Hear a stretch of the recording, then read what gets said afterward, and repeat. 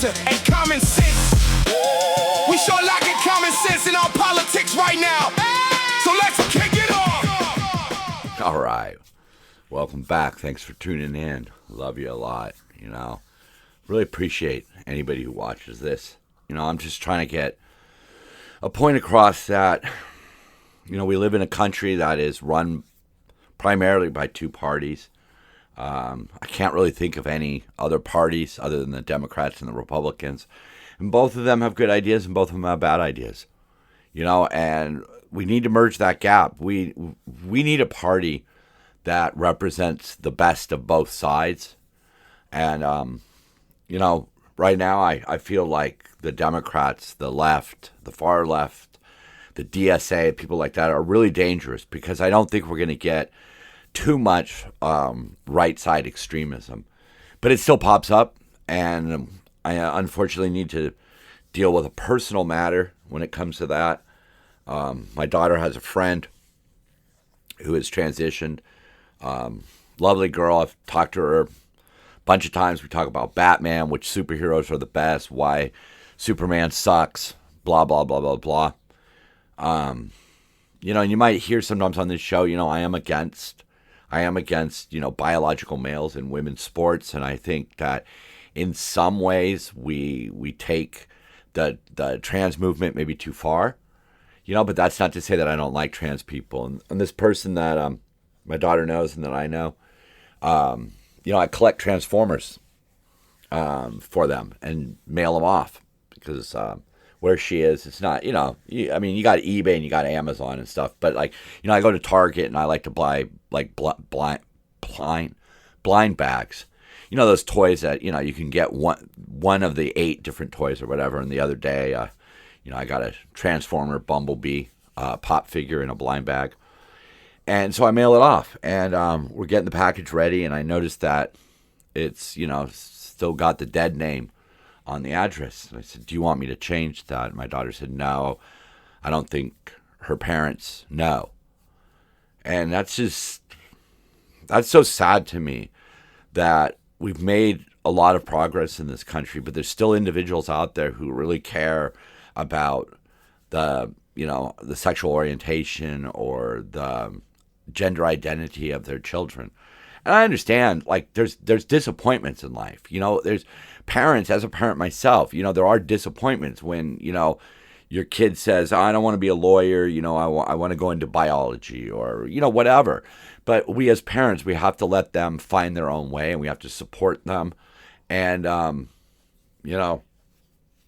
Big Mama Got It All would say, child, you don't just abandon your children because you don't like what they've become, And that's from Jay Moore, by the way, just to give the right context to that. But you defend your children, I know where that line is because I've seen it in my own family where my own brother has crossed that line, like Caesar crossing the Rubicon. There is a line that's crossed, and people have different lines. And so I understand where a parent might be coming from, but, when it comes to something such as, your gender identity, I think you need to be supportive 100%. I don't think that's the line. I don't think that's the Rubicon.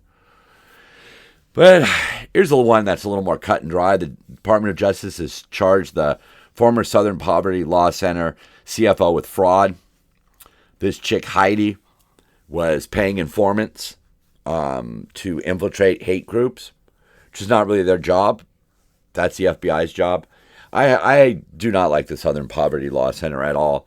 I think it's one of those charities that masquerades under this wonderful name with this wonderful mission. We are going to label hate groups. But what they determine to be hate groups is not often true. And like I said earlier, the FBI should be in charge of this. I don't think we should have a group of people out there getting paid to track hate groups. I looked at their website today, and they have a map of where all the hate groups were. And the only thing I could think of was, well, that's great. If I wanted to join a hate group, now I know where to look. It doesn't serve any real purpose. But this Heidi chick she was sleeping with and shared a bank account with one of the, air quotes, informants. And the whole group itself is now under fire because their mission statement, what they recruit donations on, is not infiltrating and paying informants. Some of the informants have been paid over $1 million. And what's the purpose? It's all unlawful. It's not legally binding, but legally admissible. It's just, it's ridiculous. And this is a group that is one-sided.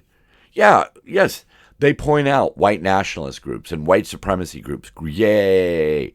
But they also go after people who are just anti-government or anti-democrat.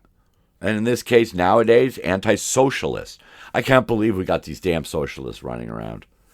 Speaking of those damn socialists, look, I understand that it works in some countries, but what people don't realize is that in those countries, they have multiple parties.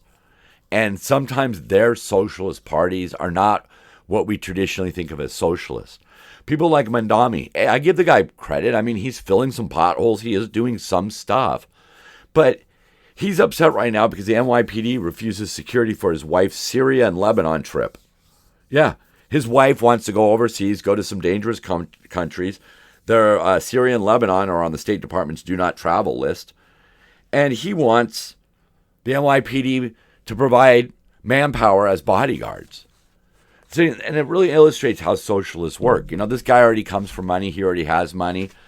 And he's going to use the police force to his own good. Meanwhile, his own party wants to defund the police. His own party doesn't even believe in prisons. And so, as the NYPD Blue said, this is NYPD Blue. Wow, that shows my age. This is not an investigative trip, and therefore they're not going to send people. But the gall to even ask to spend that kind of money to protect his wife going overseas to countries she probably shouldn't be going to. Most people, when they look at the do not travel list from the State Department, they're not going to go there. Now, I understand. People have families in those countries, and they're going to go there. Yay, okay. Good for them. They have a reason to be there. She's going over for some family functions or whatever. Go.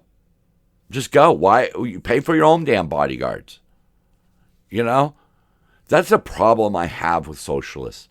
They have no problem wasting taxpayer dollars because it's not their money. They've got their money locked up. They've got their homes. They've got their cars. They've got their bodyguards. Now they want to remove it from the rest of us. That's what they do. That's the whole problem I have with them. It doesn't make any sense. Here in California, we're ripe for it because, California is home to a lot of people who protest no kings, but we live under a king. That's what we do. We live under a king. Our governor is our king. Our rest of our state government are just his fucking puppets. Nobody stands up to the guy. They just do whatever they want. California's new EV rebate comes with an escape hatch, and only Tesla and Lucent fit through it. So, as this article said, Sacramento wants this to read like a feel-good story. Walk into a dealership, buy your first electric car, drive away $3,500 lighter on the price tag. And that's not actually the story. What they're actually doing is a rebate to the companies, and it's not about helping people buy a car because it's not a car. It has to be your first EV. They've realized that EVs are not going to make it without subsidies. So the people of California, who are probably the most likely people to buy an EV, have said, okay, we're done. We're not really going to buy anymore. The numbers aren't really growing. I mean, they've gone up slightly, but people aren't really looking to buy an EV. That's what the numbers say, right? So the government has to subsidize it. See, because that's what they want. That's what Gavin wants. He wants us in electric vehicles. Is he being driven around in an electric vehicle? No. He's being driven around in diesel Suburbans. All right? And this is how if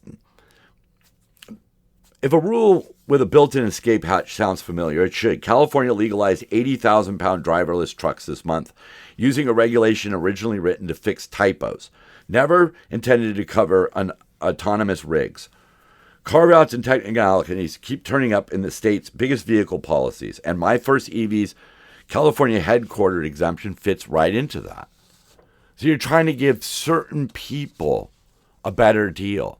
If you're based in California, you still get the $3,500, even if you buy a $90,000 car. So when they're out protesting My Kings, and we're ruled by a king, and they're out protesting tax the rich, but we're actually going to give tax breaks to people who buy a $90,000 car? What are we talking about here? Why are we doing this?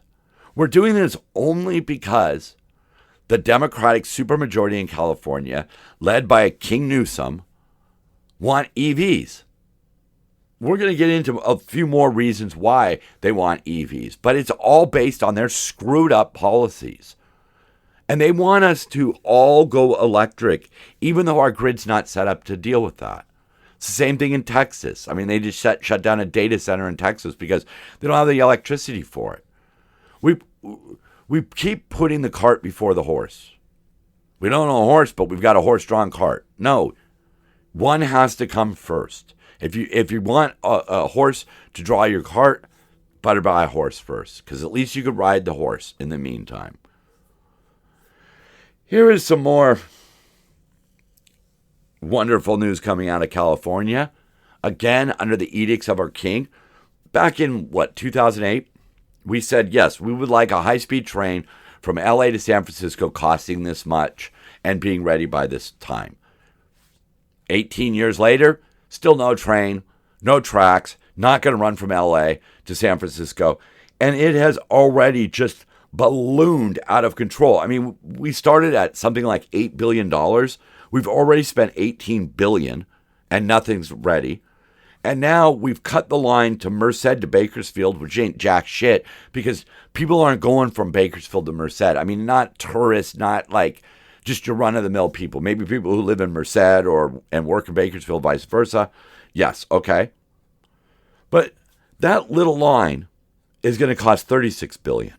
The original vision, LA to San Francisco, anywhere between $126 billion and $231 billion. They can't even get that estimate right. That discrepancy of, what is that, it's like $105 billion discrepancy between those two numbers, 126 to 231. They're just wasting our money left and right. And then when the federal government pulls $4 billion, they want to scream, oh, we can't get this done because of Trump and private investment isn't coming in with funding. No, why would you as a private investor invest in something that may not ever come to fruition and will never be profitable? They've spent so much money on this that it'll never be profitable. And they say things like, well, every billion spent is 10,000 jobs. They like to throw those kinds of things around. Well, how about we spend those billions of dollars on reservoirs, on capturing water, on figuring out some solution to our electricity problems, which are high rates and not enough electricity. Sure, we haven't had blackouts in a while. Great. But I bet you we are teetering right on the edge. And what about gasoline? We're going to get more into that a little bit. But why aren't we giving subsidies to the oil companies so they can build refineries that can process American oil? We're going to get more into that, but we can't even process American oil. We're set up to process our own oil, but we don't drill. See, we need water, we need fuel, we need electricity. We don't need a fucking bullet train. But Gavin Newsom wants a bullet train. Oh, I'm Gavin, I'm baby Gavin, I want my train. I want electric vehicles. And no matter how many times we say stop, they don't stop. You want to hear crazy? They're going to close down some roads coming up here. They're working on the $114 million Wallace-Annenberg Wildlife Crossing. Now, is Annenberg paying for it? No. They've got over $1 billion in their little charity. They're chipping in a little bit. Out of the 114 million, I believe 94 million was paid for taxpayers. And this is because a mountain lion, P22, a famous Hollywood mountain lion, died in 2024. Okay. The mountain lion used to cross the 405 and 101 freeways, pretty busy freeways, to reach Griffith Park from the Santa Monica Mountains. Oh, awesome. So we're going to shut down traffic to build this bridge. You can see it in the thumbnail. This thing is 26 million pounds of concrete. Concrete's not great for the environment. The mixing and all of that, the manufacturing, blah, blah, blah, blah, blah. But we want mountain lions and other animals to cross this freeway and come from less populated areas into more populated areas. I'm all for it. Let's not kill off all the wildlife. But at the same time, I don't want stone cold murderers just wandering through the boulevard going, oh, look, that dog looks tasty. Mountain lions are killers. All right, it's one thing we have coyotes where I live. Coyotes, yeah, you can scare them off. They'll run away, right? Mountain lions, rip your face off. At $114 million, we're creating a conduit. Like they say here, it was meant to restore ecosystems that had been fractured and disrupted by reconnecting wildlife cut off by roads. The 210-foot long, 170-foot wide span is made up of 26 million pounds of concrete and supports up to 4 feet of soil and thousands of native plants. Wow. Yeah. We're excited to this is Rory from the Santa Monica Mountain Conservatory. We're excited to enter this last critical phase of making a safe passage for wildlife across the 101 and delivering on our 30-plus years of preserving habitat linkage. Move them north. Let them go the other way. I mean, hell, I would just put up fences. Why not just put up a fence, keep the mountain lions on one side of the fence, let them move the other way? Huh? Oh, well, they're going to get inbred. Okay, not my problem. But allowing these people to just waste it's 114, but $94 million of taxpayer dollars while our schools are falling apart, while our healthcare system is in crisis, when people most can't afford gas or electricity or food. Sure, let's get some mountain lions into the city. That'll solve something. I mean, hey, think about it. If we get enough mountain lions, it'll reduce the population. I'm sure the people out in Calabasas are going to be thrilled to hear that. Newsom appointed judge who freed migrant before fatal stabbing says justice sometimes means a dismissal. Yeah. This person, Nichelle Holmes, released this guy, Marcos Valdez, on his own recognizance before the killing. As she said, coming to work every day and ensuring that justice is served is my way of protesting. Justice does not always mean a prison sentence. Sometimes it means a treatment program or intensive counseling, and sometimes it means a dismissal. No, what she did was she took a guy who had already violated the terms of his bail or parole or probation, whatever it was, to go free. This guy went right back out to commit a burglary and stabbed somebody. Stabbed a 60-year-old man trying to enter his house. Yeah. This is the judge. I choose to advocate for the victims and be their voice to make the process just a little easier. Right. You caused one. These judges are acting like activists now.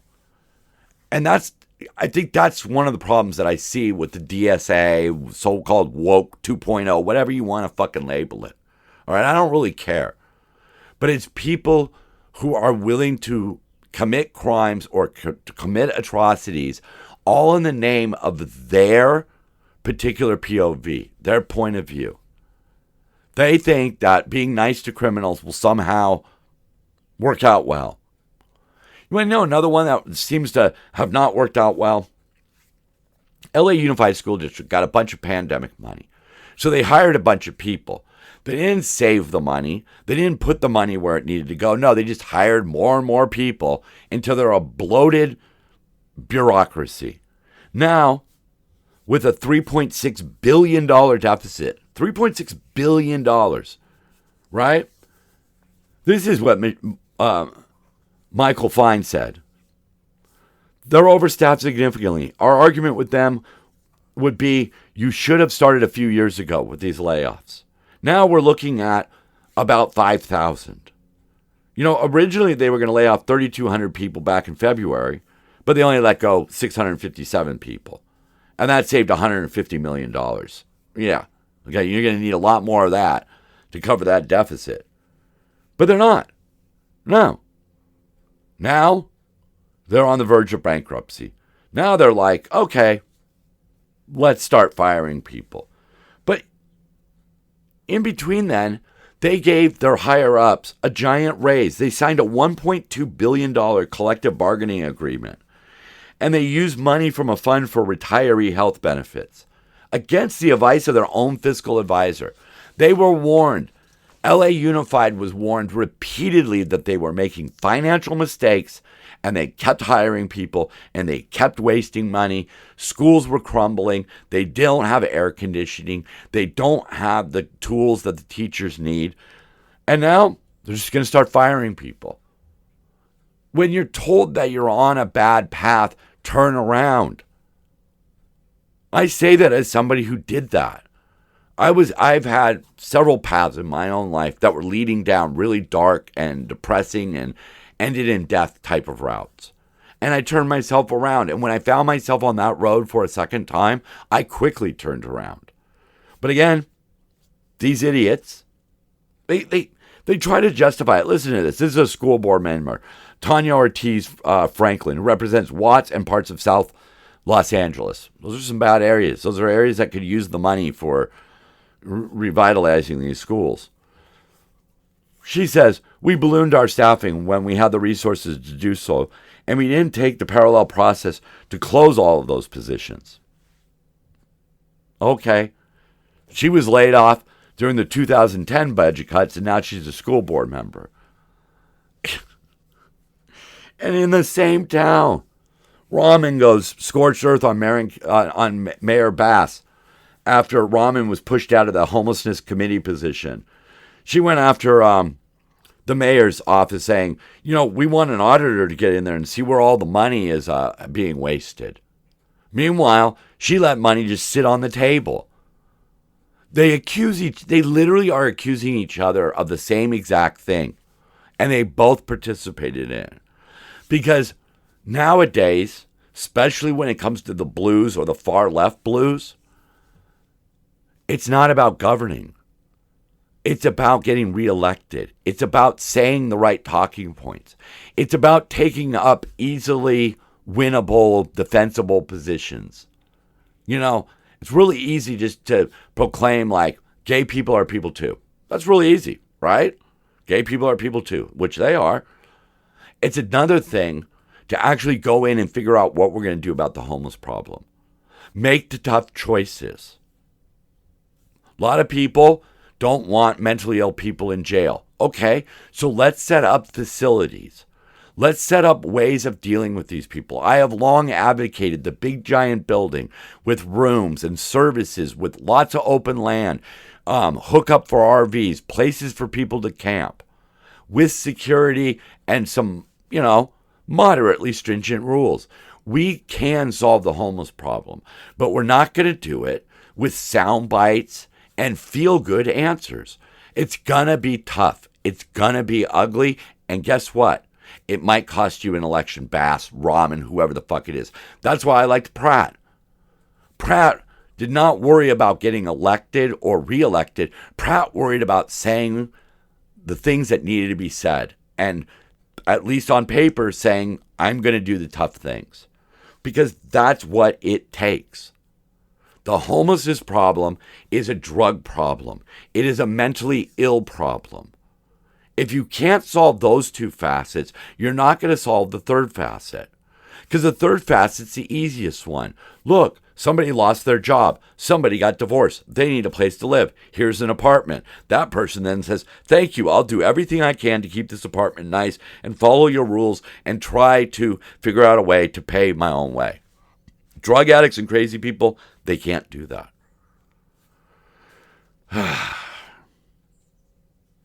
So one of the, right now, California likes to blame the war in Iran for our gas prices. And there is some truth to it because a long time ago, when we set up our refineries, we set them up to manufacture gasoline out of the crude oil that was pulled out of California.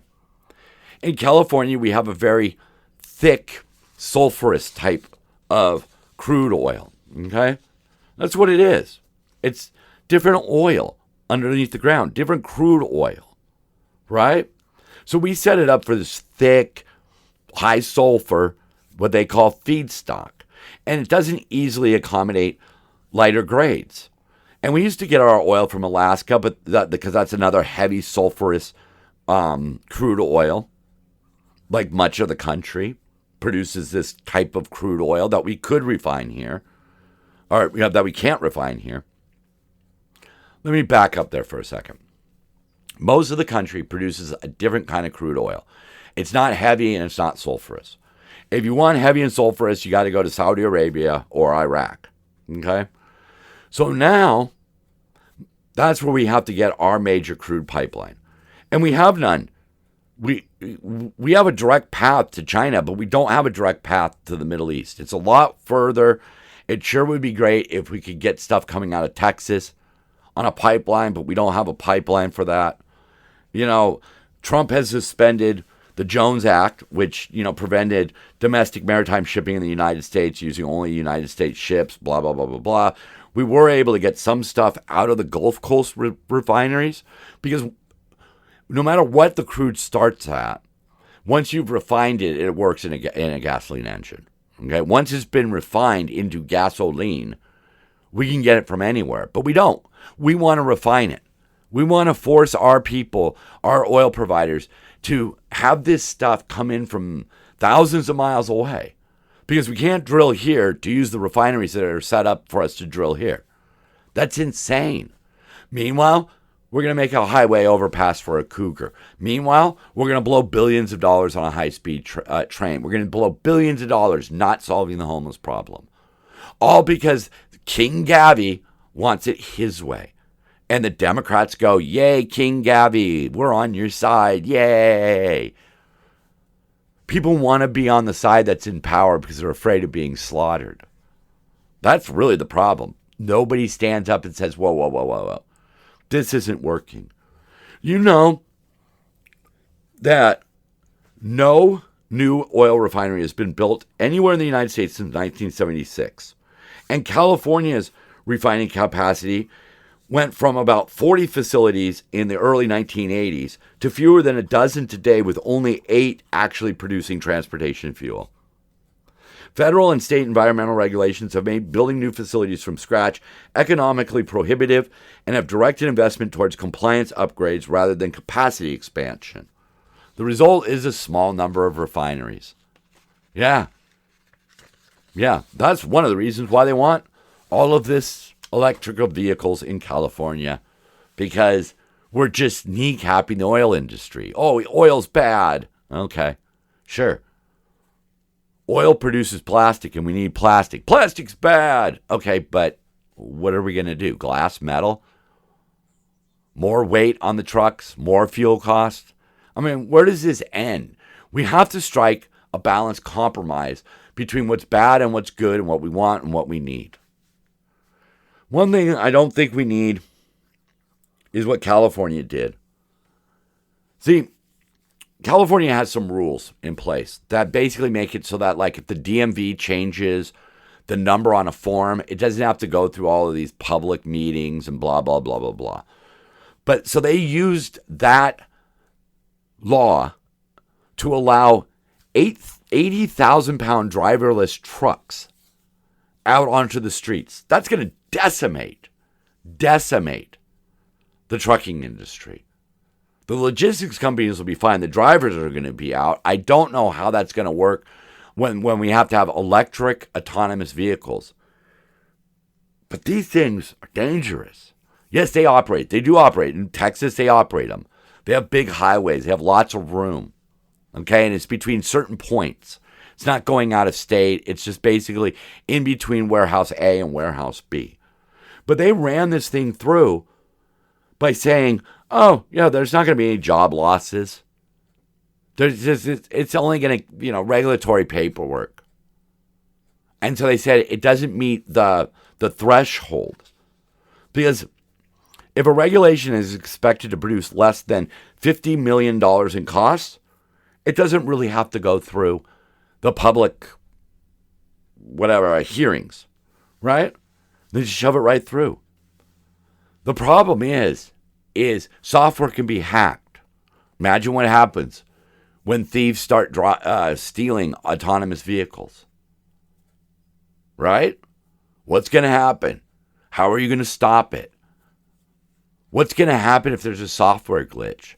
What's going to happen if something burns out on the computer and you don't have a driver behind the wheel? That's death. It's not that great of an idea. Now, I understand there are places for autonomous vehicles. I mean, we've got Waymo everywhere. We got Robo taxis everywhere. And so far, we've had a few instances. But for every time you add another vehicle on the road that's autonomous, you just up the chances of something going wrong. And what happens if somebody does hack into those autonomous things? Even if it's just to shut it down, our economy can grind to a halt in certain sectors. Things will not move as they once did if people shut it down. And that's the type of thing that does happen. We've seen it. Recently, we've had water systems hacked. These are not good ideas. Autonomous semi-trucks are not good ideas at all. It's too much, too quickly. And I mean, if you think driverless big rig seems dangerous, driverless government scares me a hell of a lot more. And that's what we have. There is no longer a driver behind the wheel in some of these cities and states because they're just so run by mantra that no matter what you want to do as a politician, it's not going to happen because the party's not behind you. If Gavin Newsom woke up one day and said, maybe we shouldn't be a sanctuary state, well, he's not getting reelected, right? Because his whole party will mobilize against him, just like Mandami. Mandami wanted to increase the police force, even though he said he's on the side that wants to defund them. That's probably going to hurt him, along with all of his other bad mistakes. Driverless big rigs and driverless government. One of those things is going to kill us. I don't know. Thanks for tuning in. I'm Kid Copious on Purple State Party. And so are you. Love one another. Keep on grinding. And you know what I'm about to say here. Hit it, Steve. Dance it out.